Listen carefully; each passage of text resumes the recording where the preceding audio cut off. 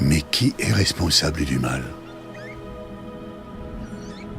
La vie après la mort. Mais pourquoi on n'arrive pas? Pourquoi on n'arrive pas à s'entendre? Et pourquoi Dieu est invisible? Que peut m'apporter la spiritualité? Une vie spirituelle. La vie a-t-elle un sens?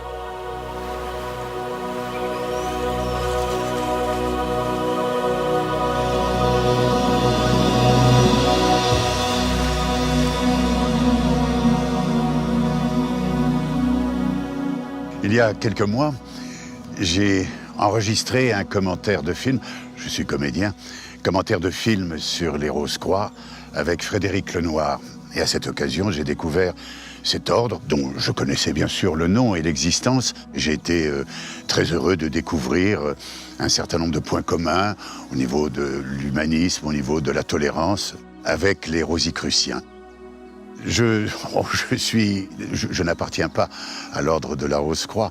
Je suis un citoyen lambda et je me propose tout simplement d'être un intermédiaire, un passeur, si vous voulez, entre le grand maître, Serge Toussaint, et vous qui regardez ce film en ce moment, et de transmettre justement ces valeurs et cette connaissance des Rose-Croix.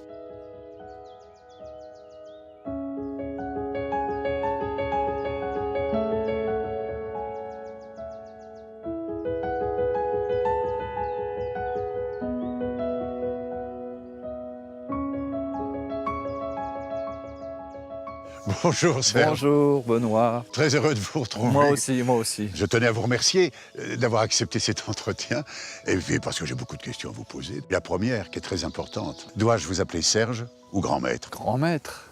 Grand maître? Je plaisante, bien sûr. Non, Serge, bien entendu. Je vous remercie pour votre simplicité, c'est très rare. Maintenant, en parlant de simplicité, quel chemin vous avez parcouru de petit étudiant, grandes études pour arriver jusqu'à ce titre de grand vénérable maître? Vénérable est vraiment trop cette fois-ci. Ah bon, d'accord. Non, en fait, j'ai le sentiment d'avoir une vie extrêmement simple. Je suis né dans un petit village, j'ai fait le parcours classique, école primaire, secondaire, j'ai eu le bac. Et puis j'ai passé le concours d'entrée à l'école normale pour devenir instituteur, parce que l'enseignement était quelque chose qui m'attirait. Et j'ai été reçu à ce concours. Et là, j'ai fait la rencontre d'un normalien qui était déjà membre de la Morgue depuis plusieurs années.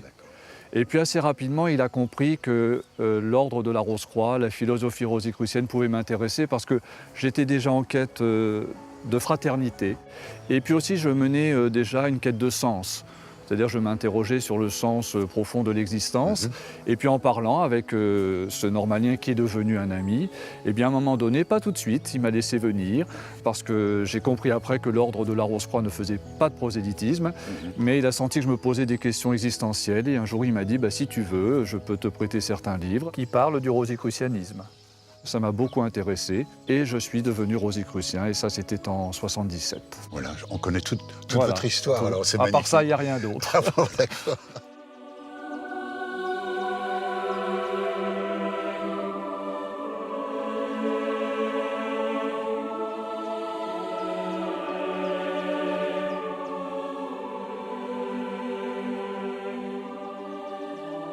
Depuis que nous nous sommes rencontrés, j'ai beaucoup réfléchi à un certain nombre de questions que je voulais vous poser sur, bien sûr, l'ordre des Rosicruciens, sur votre mission, sur votre idéal et sur la spiritualité.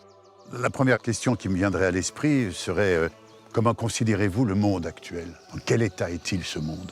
Alors là, c'est une vaste question. De toute évidence, le monde va mal, même en étant optimiste. Il faut quand même être réaliste. La plupart des pays du monde, sinon tous, sont confrontés à une crise sociale, économique, politique, montée du communautarisme, montée du nationalisme, de l'intégrisme, et puis d'une manière plus générale, parallèlement, montée du matérialisme. C'est-à-dire que je pense que l'argent, qui n'est pas à rejeter en tant que tel, mais a pris beaucoup trop d'importance. En fait, c'est devenu le dieu de la nouvelle religion. Oui. C'est la religion qui a le plus d'adeptes à travers le monde. La technologie, elle aussi, a pris beaucoup trop d'importance. Alors tout ça, à mon avis, est à l'origine de cette crise finalement existentielle à laquelle l'humanité dans son ensemble est confrontée. En fait, on fait consommer des robots. Oui, on robotise de plus en plus la société, l'être humain, et par contre-coup, il y a une déshumanisation de la société. Je parlais de technologie, je ne suis pas contre la technologie, mais de mon point de vue, au départ, la technologie avait pour but de soulager l'être humain dans les tâches les plus difficiles, que ce soit sur le plan physique ou intellectuel. Mais maintenant, la technologie en est venue à remplacer purement et simplement l'être humain. Ce qu'il faudrait faire, c'est, pour remédier à cet état de fait, d'une manière générale, bien sûr, introduire beaucoup plus d'humanisme dans la société, puis aussi, de mon point de vue, donner une orientation spiritualiste au monde. Et je pense qu'il faudrait accorder beaucoup plus d'importance à l'éthique. De nos jours, vous voyez, ce qui domine, c'est une quête de bien-être, mais de bien-être plutôt matériel. Oui, tout à fait. Et il y a peu, finalement, de quête de bien-être spirituel. Et il n'y a pratiquement plus de quête de sens. Donc je pense qu'il est temps pour les humains que nous sommes de renouer avec cette quête de sens, c'est-à-dire qui nous sommes et pourquoi nous vivons finalement. Somme toute, il serait souhaitable que l'homme se libère du poids, du surpoids, du matérialisme et peut-être, je ne sais pas moi, se dirige ou redécouvre véritablement l'humanisme. Oui, effectivement, ce serait l'une des solutions, donc rendre le monde beaucoup plus humaniste qu'il ne l'est actuellement. Mais ça pose évidemment la question de savoir ce qu'est l'humanisme. Il y a de nombreuses définitions. Disons que d'un point de vue rosicrucien, être humaniste, c'est déjà œuvrer au bonheur de tous les êtres humains sans aucune distinction. C'est lutter contre toutes les formes de ségrégation, de discrimination, d'exclusion. C'est aussi avoir foi en l'être humain. Il est capable du pire, mais il est également capable du meilleur. L'humanisme, c'est mettre l'homme, l'être humain, au centre de toutes nos préoccupations afin de faire en sorte qu'il ait une vie aussi heureuse que possible. Et je crois que le point essentiel aussi, c'est de considérer l'humanité entière comme notre famille, ce que Socrate déjà préconisait à l'époque.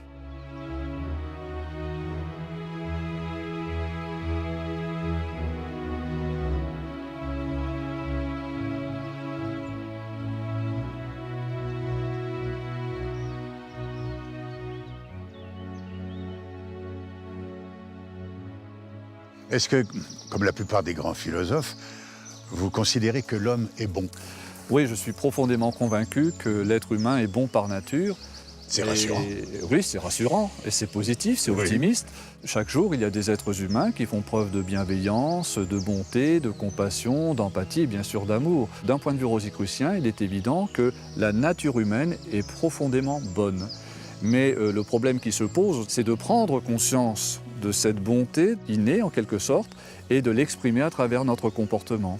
Cette notion de bonne et de mauvaise conscience, je trouve ça absolument extraordinaire. Un enfant, quand il a fait ce que l'on appelle une bêtise, il a conscience de ne pas avoir fait le bien. Et devenu adulte, en principe, si l'éducation bien sûr a suivi, parce que ça on pourra en parler aussi, un être humain a, à mon avis, conscience de ce qui est fondamentalement bon et fondamentalement mauvais dans le comportement humain.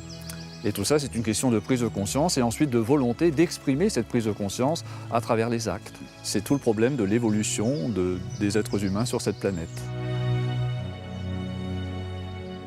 Alors, comment expliquer le mal? D'où vient-il ce mal? D'un point de vue philosophique, le mal est l'absence de bien. Mais ça, ce n'est qu'un point de vue philosophique, parce que le mal existe, entre guillemets, réellement. Eh bien, je pense que le mal est dû au fait que tout être humain possède le libre arbitre, et qu'en raison de son ignorance du moment, de son imperfection du moment, il peut commettre le mal. Et donc à ce moment-là, laisser libre cours à ce que l'on appelle les défauts de la nature humaine.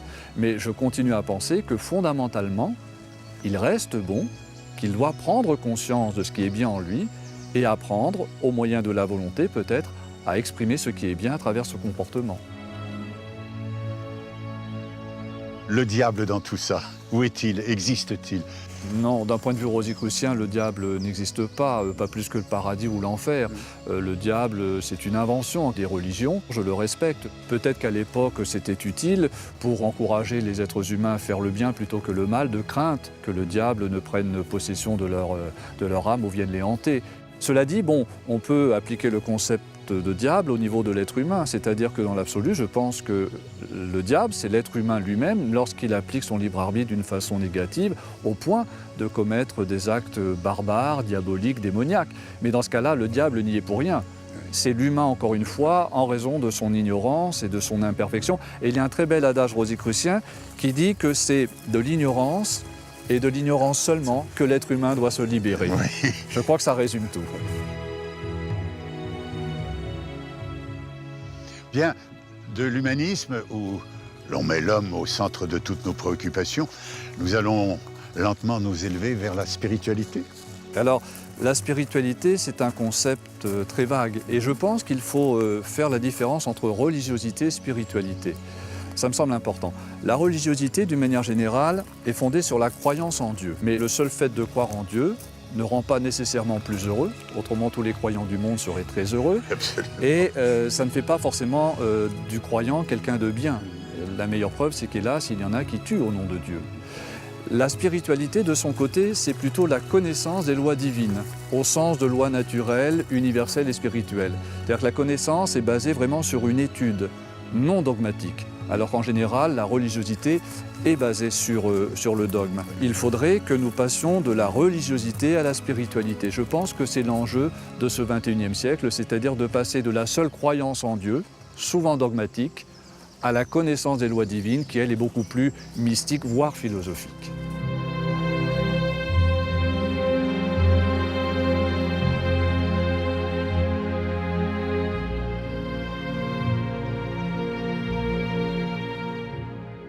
À propos de spiritualité, quelle est chez vous, chez les Rosicruciens, quelle est votre approche de Dieu? Alors les Rosicruciens admettent effectivement l'existence de Dieu, mais c'est une approche non pas religieuse de Dieu, une approche plutôt philosophique, voire scientifique. C'est-à-dire que pour nous, Dieu est en quelque sorte une intelligence, une conscience, une force, une énergie absolue, universelle, totalement inaccessible à la compréhension humaine, mais nous pensons que cette énergie, cette intelligence, cette force, se manifeste à travers l'univers, la nature et l'homme au moyen de lois naturelles, universelles et spirituelles. Les lois naturelles, par exemple l'alternance des marées, succession des saisons, les lois universelles, la gravitation universelle, la propagation de la lumière, et les lois spirituelles, le karma par exemple, la réincarnation dont on parlera peut-être, et la plus grande de toutes les lois spirituelles, la loi d'amour. Nous pensons que finalement c'est cette étude-là qui est très intéressante et qui peut permettre à l'homme justement d'évoluer spirituellement et puis de contribuer à son bien-être et à son bonheur. Alors, comment prouver l'existence de Dieu puisqu'il est invisible? Justement à travers ses lois. De ce point de vue-là, j'ai toujours pensé que Dieu ne pouvait pas ne pas exister. Je m'explique, il y a une création, il y a l'univers, il y a la nature dont nous faisons partie. Donc s'il y a une création, il y a forcément un créateur. Les scientifiques eux-mêmes admettent que l'univers, la nature, sont régis par des lois absolument admirables, voire parfaites. Donc ça veut dire que le créateur lui-même a une intelligence admirable et parfaite.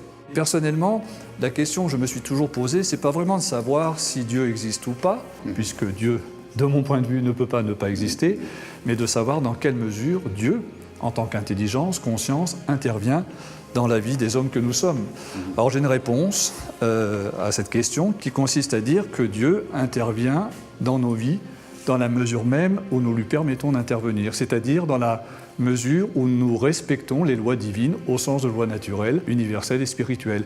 Et je pense profondément que la quête de bien-être et de bonheur, qui est tout à fait légitime, repose sur l'étude et le respect des lois divines.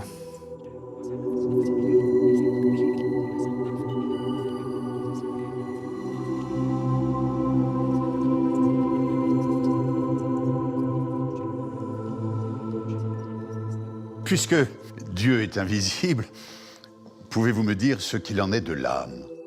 Alors effectivement, l'âme, dans l'absolu, elle est invisible aussi.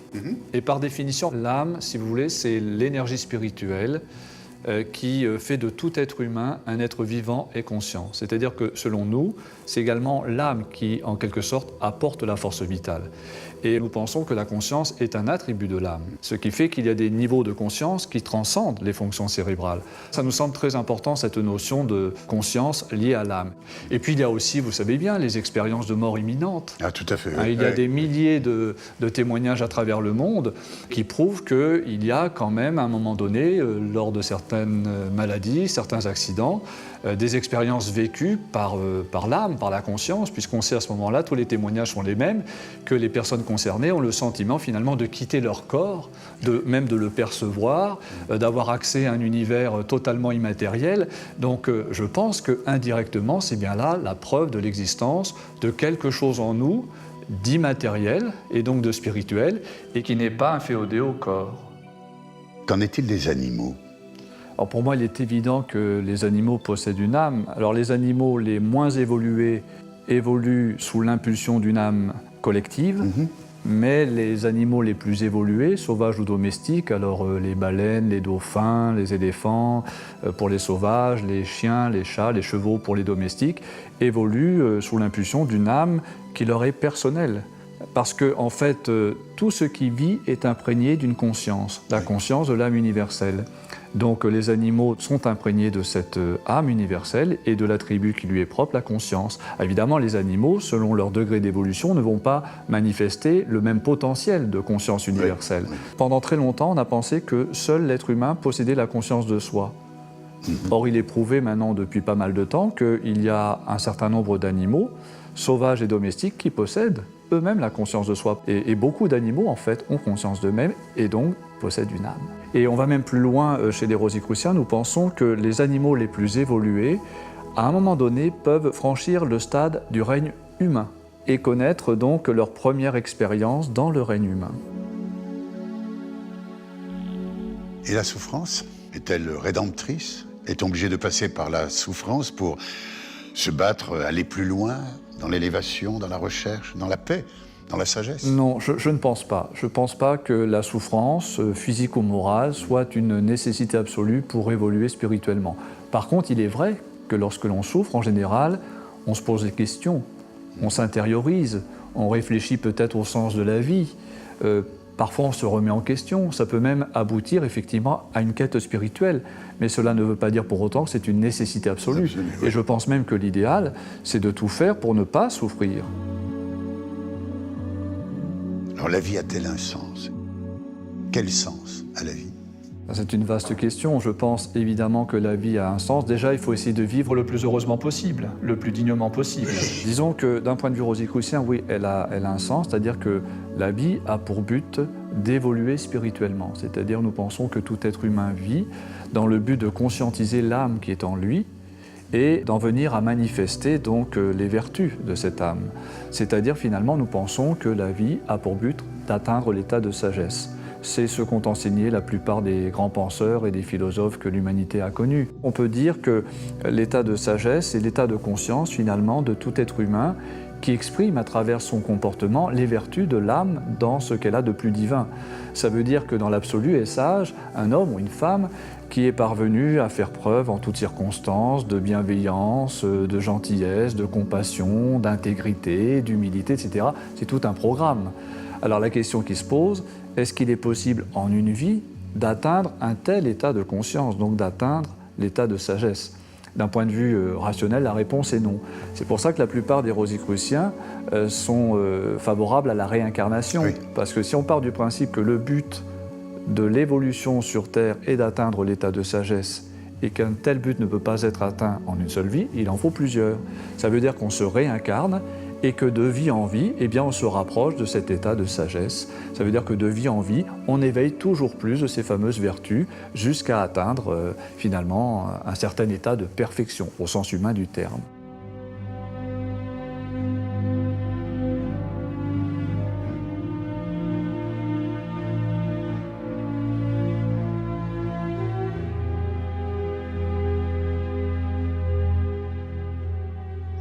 Ici, on peut dire qu'on est quand même dans un endroit assez extraordinaire. C'est un lieu de ressourcement. On m'a parlé de ce chêne qui vous avait été offert et qui était planté ici, là. Et ça me rappelle une image que on trouve de temps en temps, vous savez, ces hommes et ces femmes qui se promènent en forêt, qui vont vers un tronc d'arbre et qui l'enserrent de les deux bras et qui... Pour puiser l'énergie. Pour puiser l'énergie. Oui. C'est une attitude tout à fait écologiste, mais enfin ça c'est affectif. On se ressource avec la nature. Quelle est la position des Rosicruciens sur ce phénomène de l'écologie? Je ne parle pas de l'écologie économique, hein, les pesticides, etc. Non, je parle de la vie avec la nature. C'est plus qu'une position, c'est une conviction. C'est-à-dire qu'un Rosicrucien, par définition, c'est un mystique. C'est quelqu'un qui s'intéresse au mystère de l'univers, donc aux lois universelles, aux lois naturelles, et la nature en fait partie intégrante. Et puis c'est notre cadre de vie, cette belle planète qui est apparue il y a à peu près 4 milliards 500 millions d'années, la vie 4 milliards d'années, les premiers hominidés à peu près 6 millions d'années, l'Homo sapiens sapiens, je crois, 200 000 ans, et nous, eh bien, en à peine un siècle, on l'a dénaturée, cette planète. Alors, en plus, si vous voulez, dans cette approche mystique de l'écologie, on parle parfois même d'écologie spirituelle, on considère également que la planète Terre n'est pas uniquement un cadre de vie, mais c'est un cadre d'évolution. C'est-à-dire que la Terre fait partie de l'univers et nous pensons que l'univers est imprégné d'une âme dite universelle, qui elle-même possède un attribut, la conscience universelle. Et cette conscience universelle évolue au moyen de la vie. Ça veut dire que la conscience universelle évolue sur Terre à travers le minéral, le végétal, l'animal, l'humain. Donc, vu sous cet angle-là, la planète Terre est un cadre d'évolution de la conscience. D'ailleurs, Einstein l'avait déjà dit à son époque, quand on lui a demandé « mais à quoi sert l'univers ?» D'abord, il a dit « Dieu ne fait rien pour rien et ne joue pas au dé ». Et ensuite, il a dit « l'univers existe pour fabriquer de la conscience ». Et je rejoins tout à fait ce point de vue. Ça peut paraître étrange, c'est métaphysique, mais je crois vraiment que la fonction première de l'univers, c'est de fabriquer, ou plus exactement, de permettre à la conscience d'évoluer. Et nous faisons partie de tout ce processus cosmique, en fait.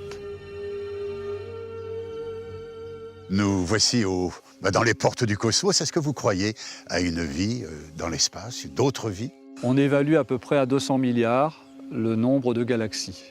À peu près 150 milliards le nombre de soleils par galaxie, donc ça fait des centaines de milliers, voire des millions de systèmes solaires plus ou moins comparables aux nôtres. Il est prouvé par les astrophysiciens qu'au moment du Big Bang, l'univers, donc avec ses milliards de galaxies, se réduisait à un centre d'énergie ayant la grandeur d'un atome.